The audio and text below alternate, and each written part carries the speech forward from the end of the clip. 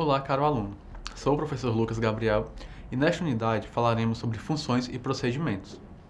Funções na linguagem C são implementados seguindo uma série de declarações semelhantes ao pseudocódigo e utilizam uma sintaxe que é bastante semelhante à sintaxe próxima da declaração narrativa. É colocado o tipo de retorno, o nome da função e uma lista de parâmetros da função. As funções são delimitadas entre os caracteres de chaves duplas.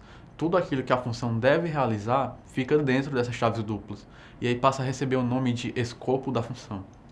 Uma função pode ser ainda definida como um subprograma ou como uma rotina. Como subprograma, ela serve para facilitar a escrita de código, permitindo a reutilização de certos trechos e certas instruções. A execução da função termina com o retorno. A partir de então, a execução é devolvida para o programa principal, ou seja, o fluxo retorna para o programa principal. Funções podem ser do mesmo tipo que os tipos de dados primitivos. Podem ser do tipo inteiro, tipo ponto flutuante, do tipo caractere, e além desses, ela ainda pode não ter retorno nenhum, denotado por void ou vazio. Para que uma função seja executada dentro do programa, ela deve ser executada e ela deve ser chamada dentro das chaves duplas que delimitam a função principal. Essa chamada se dá ao escrever o nome da função e, entre parênteses, fazer a passagem dos parâmetros, ou seja, os valores com os quais a função irá trabalhar. Um exemplo disto são as funções printf e scanf. Para a função printf, o parâmetro passado para a mesma é a cadeia de caracteres colocados entre aspas, e ela é encerrada com ponto e vírgula. Além disso, a função printf aceita passagem de mais parâmetros. Posso imprimir um texto e adicionar o valor de uma variável a este texto, utilizando-se de um caractere de escape e, após colocar o texto que será impresso na tela, utilizando vírgula para separar os parâmetros e o nome da variável que deverá ser impresso. Funções possuem ainda outra característica que é a recursividade. A recursividade é um conceito bastante simples de se compreender e pode ser observada em diversas etapas no cotidiano. Ela permite que uma função chame a si mesmo dentro de seu próprio corpo, em seu contexto de execução. Um exemplo disso pode ser dado por meio das funções de Fibonacci ou do cálculo de um fatorial. Uma função fatorial deve calcular a multiplicação sucessiva de um valor de forma decrescente até que se atinja o valor 1. Isso se dá através da repetição. A função de multiplicação continua sendo sempre a mesma.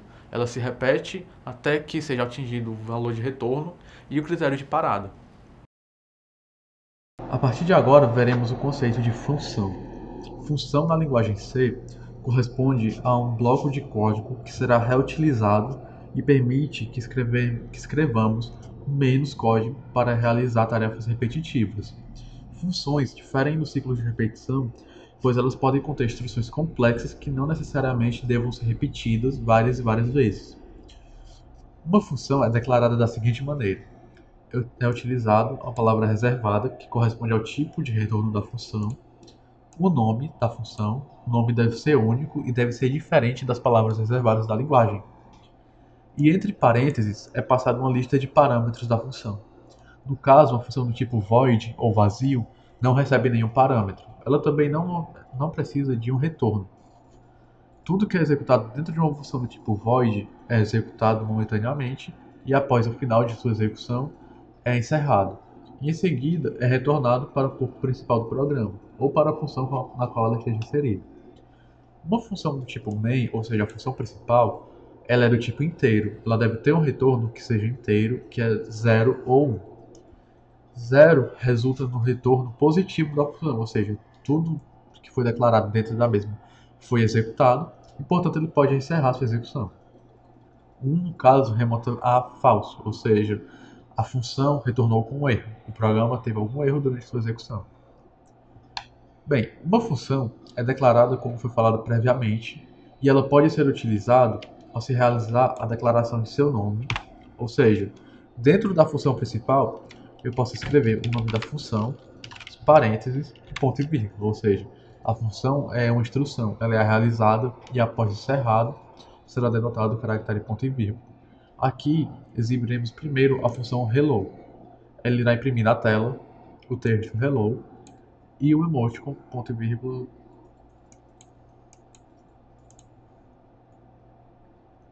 Bem, outro exemplo de função é uma função do tipo inteiro que irá multiplicar dois valores também inteiros. Esta função recebe o nome multiplica e, como parâmetros, recebe os valores n1 e n2. Na função são declarados ainda uma terceira variável, que é uma variável local, que será do tipo inteiro, ou seja, esta variável irá armazenar o valor da multiplicação de n1 por n2. Vale lembrar aqui também o conceito de variável global e variável local.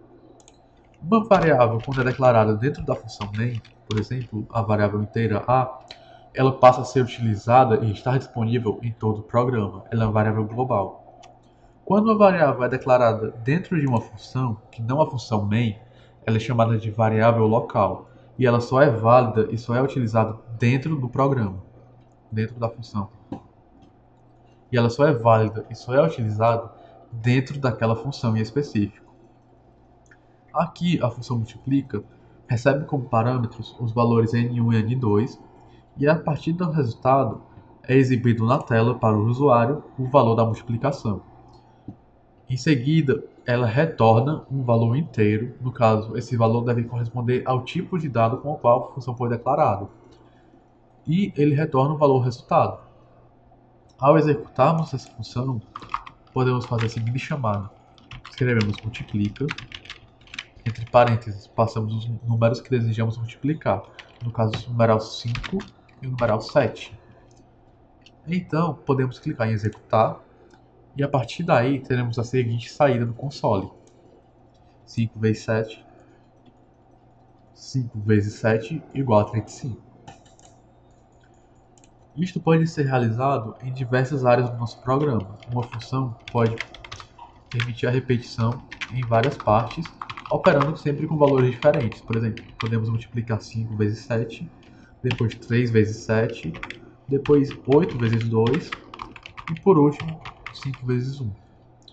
Ao clicarmos em executar, todas essas funções serão executadas e teremos a seguinte saída. Aqui temos saídas que não fazem tanto sentido, pois não adotamos nenhum numeral de escape em nossa função. Foi declarado somente o valor do resultado. Ao utilizar o /n, ou seja, o valor de escape, pulamos para a próxima linha e a partir de então teremos a seguinte saída após compilar nosso programa. O resultado da primeira multiplicação, que é 35, o resultado da segunda multiplicação, correspondendo a 21, o resultado da terceira multiplicação, 8 vezes 2 igual a 16, e por fim da última multiplicação, 5 vezes 1 igual a 5. Uma função pode ainda ser recursiva, ou seja, há um contexto que permite que uma função realize uma chamada ou dela mesma ou de uma outra função em seu corpo, de modo a repetir alguma operação que possa ser necessária. Isso tudo visa otimizar a escrita de código, reduzindo o tamanho do nosso algoritmo e, no caso, também facilitando a manutenção do código-fonte. Aqui, antes de imprimirmos o valor, iremos fazer a chamada da função hello, que foi declarada previamente. Então, ao realizarmos a utilização da função multiplica, iremos ter a seguinte saída, agora que ela tem essa modificação recursiva. Vocês podem observar que é impresso na tela a palavra hello, resultado da função hello, e a partir de então é exibido o resultado da função multiplica. A este modo de implementação damos o nome de recursão indireta. Caso a função chame a si própria dentro de seu próprio corpo, temos o que chamamos de recursão direta. Bons estudos!